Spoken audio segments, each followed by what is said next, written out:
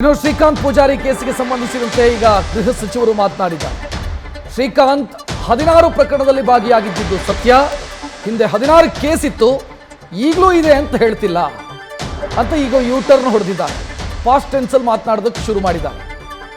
ನಿನ್ನೆವರೆಗೂ ಕೂಡ ಕೇಸ್ ಇದೆ ಅಂತ ಹೇಳ್ತಾ ಇದ್ರು, ಈಗ ಇತ್ತು ಅಂತ ಹೇಳ್ತಾ ಇದ್ದಾರೆ. ಹೋಮ್ ಮಿನಿಸ್ಟರ್ ಸ್ಟೇಟ್ಮೆಂಟ್ ಇದು.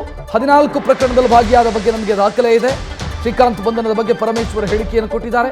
ಕಾನೂನು ಎಲ್ಲರಿಗೂ ಒಂದೇ, ತಪ್ಪು ಮಾಡಿದರೆ ಬಿಡೋದಿಲ್ಲ, ಅಶೋಕಿಗೂ ಒಂದೇ, ನನಗೂ ಒಂದೇ ಕಾನೂನು ಅಂತ ಪರಮೇಶ್ವರ್ ಹೇಳಿದ್ದಾರೆ. 16 ಕೇಸ್ ಇತ್ತು ಈಗಿದೆ ಅಂತ ಹೇಳಿಲ್ಲ. 16 ಕೇಸ್ ಇತ್ತು, ಕೆಲವು ಖುಲಾಸೆ ಆಗಿದ್ದಾವೆ.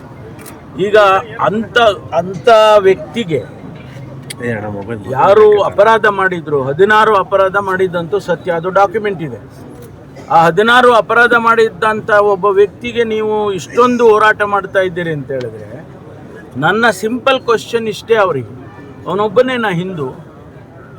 26 ಕೇಸ್ಗಳನ್ನು ಅವರು ಪರಿಶೀಲನೆ ಮಾಡಿದ್ದಾರೆ, ಅದು ಕೂಡ ಕೋರ್ಟಿನ ಆದೇಶದ ಮೇಲೆ. ಇವತ್ತು ಆ 26 ಕೇಸಸ್ಸಲ್ಲಿ ಬೇರೆ ಹಿಂದೂಸ್ಗಳಿದ್ದಾರಲ್ವ, ಅವ್ರ್ಯಾರು ಹಿಂದೂಗಳಲ್ವ, ಅವ್ರ ಬಗ್ಗೆ ಹೋರಾಟ ಮಾಡ್ತಾ ಇಲ್ಲ ನೀವು.